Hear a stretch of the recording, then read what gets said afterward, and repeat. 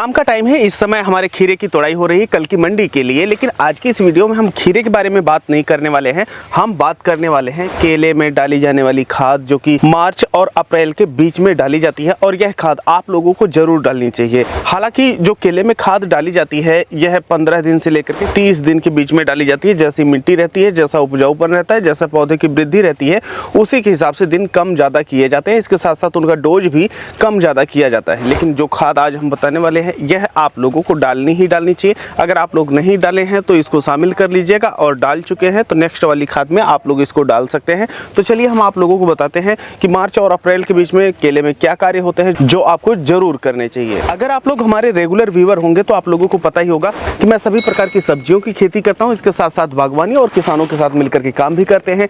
तो जो यहाँ पर हम आपको जानकारी देते हैं वह हमारे खुद के खेत की होती है। जो रियल जानकारी होती है वही हम आप लोगों को प्रदान करते हैं। ऐसा नहीं होता है कि हम कहीं भी खड़े हो गए, इंटरनेट पे पढ़ लिए और उसके बाद आप लोगों को बता रहे हैं। तो जो आंकड़े हम आप लोगों को यहाँ पर देते हैं वही सही सटीक उतरेंगे जब आप लोग अपने खेतों में काम करेंगे। तो यहाँ पर कुछ काम किए जाएंगे जो कि क्रमबद्ध अगर आप लोग करेंगे तो एक बेहतर रिजल्ट मिलता है और जो आपकी लागत होती है यह कम आती है।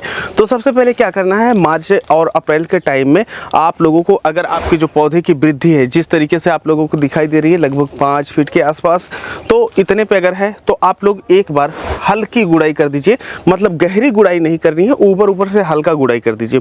जब आप लोग गुड़ाई कर देते हैं तो जो आपकी मिट्टी होती है यह भुरभुरी हो जाती है।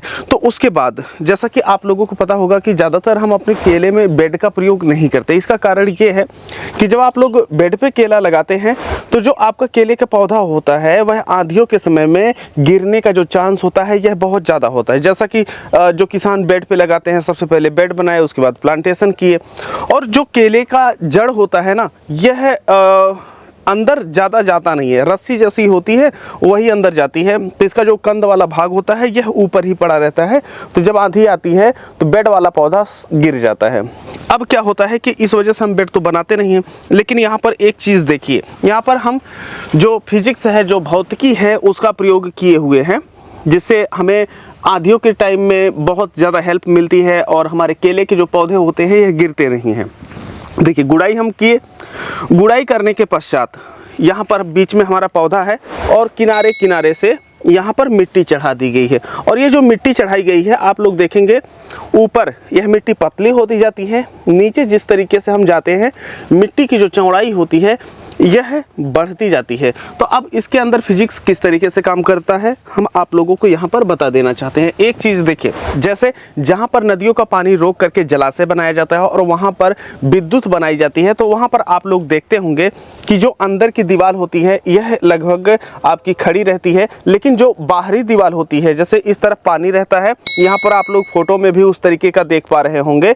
अब इस तरफ जो बाहरी दीवार होती है वह कुछ इस तरीके से होती है, ऊपर सबसे पतली रहती है, जैसे जैसे नीचे जाती है वैसे वैसे जो दीवार की साइज होती है यह मोटी होती जाती है, क्योंकि पानी जैसे जैसे आप नीचे जाएंगे उसका जो दबाव होता है यह बढ़ता जाता है। अगर दीवार सिर्फ इस तरीके से रहे तो नीचे दबाव ज़्यादा रहेगा और दीवार को तोड़ देगा। तो दीवार कुछ इस तरीके से बनाई जाती है जिसकी वजह से यहाँ ज़्यादा दबाव होता है, तो जो दीवार होती है यह भी मोटी होती है, तो दीवार टूटती नहीं है।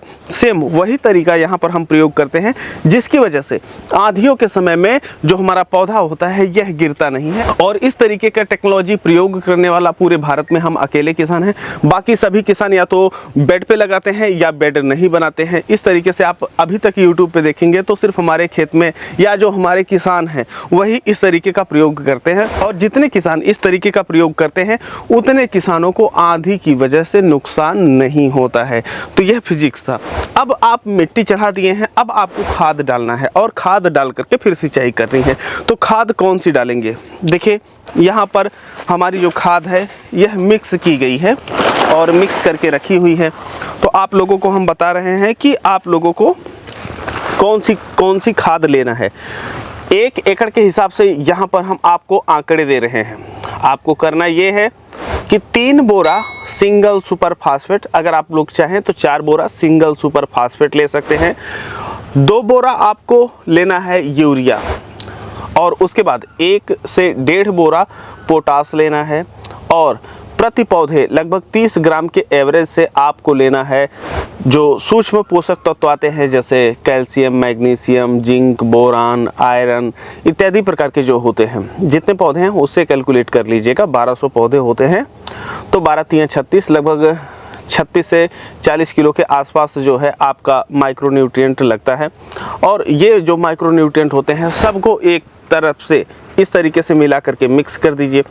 अब जब आप लोग मिक्स कर देते हैं, क्योंकि आपके जो पौधे हैं यह बड़े हो जाते हैं, हम हमेशा से कहते हैं केले में प्रति पौधे के हिसाब से तब तक खाद डालना है जब तक कि इनकी पत्तियां मिक्स नहीं हो जाती हैं। जैसे अगर पौधा हमारा छोटा है तो हम 1 फुट छोड़ करके गोलाई में पौधे के पास खाद डाल देते हैं, क्योंकि उनकी जो जड़ें होती हैं पूरे खेत में फैली नहीं होती है।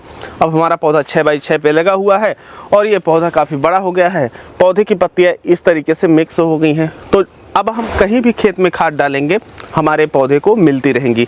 तो यहाँ पर हम इस तरीके से, जैसा कि आप लोग वीडियो में देख पा रहे हैं, इस तरीके से खाद डालते चले जाएंगे और उसके बाद सिंचाई कर देंगे। इतना करने के पश्चात और ये डोज देने के पश्चात आपका जो पौधा होता है यह बहुत बेहतरीन तरीके से विकास करना शुरू कर देता है। आपकी जो भी समस्याएं होती हैं वह खत्म हो जाती हैं। लेकिन एक चीज़ यहाँ पर आपको और बताते चले कि हमारे कुछ किसान भाई ऐसे होते हैं जहाँ पर यह समस्या देखने को मिलती है कि जड़ों में कीड़े लग जाते हैं या खेतों में दीमक रहता है। तो अगर आपके खेतों में दीमक है तो 4 केजी जो रीजेंट आता है दानेदार कीटनाशक, उसको आप लोग ले लीजिए और उसी खाद में मिक्स करके तब डालिएगा। तब यह जो कीड़े होते हैं जो कि आपकी जड़ों को नुकसान पहुंचाते हैं, नुकसान नहीं पहुंचाएंगे और आपका पौधा तेजी से विकास करता रहेगा। केले के संबंध में अगर आप लोगों को कोई और जानकारी चाहिए, पौधा चाहिए या आप लोगों को गाइडेंस चाहिए तो दिए गए नंबर पर संपर्क कर लीजिए, सारी जानकारियाँ वहाँ पर मिल जाएंगी। बाकी हम मिलते हैं एक नई वीडियो में, तब तक के लिए चलते हैं। जय जवान जय किसान।